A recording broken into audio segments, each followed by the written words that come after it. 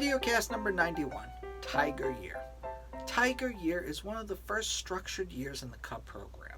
While most of these tips would be applicable to a lion den if you have one that meets regularly, Tiger Year has 6 adventure requirements, plus 1 elective requirement and the cyber chip requirement.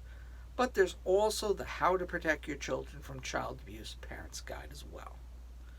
Putting aside the Parent's Guide that breaks down into 8 items to complete in a 9-month timeline, depending, of course, on your PAX meeting schedule.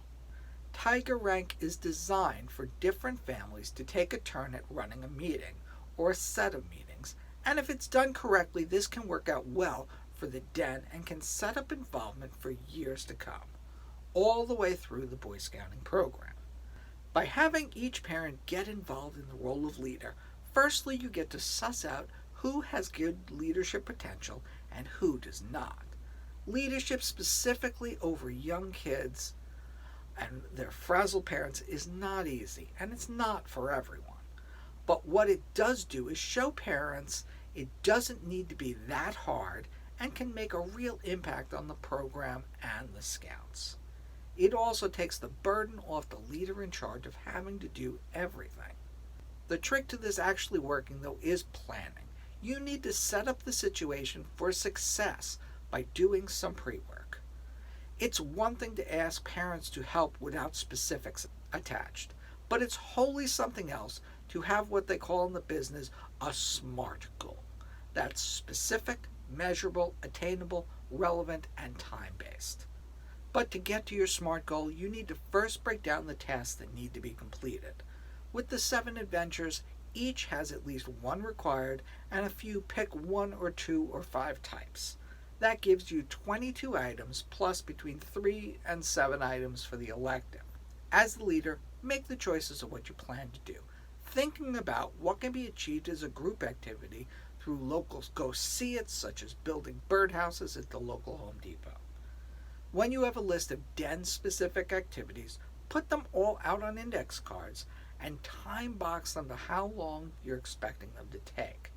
If you plan on getting all the items done in 15 meetings, leaving some meetings for PAC meetings and go-see-it meetings, it averages to 2 to 3 items per meeting.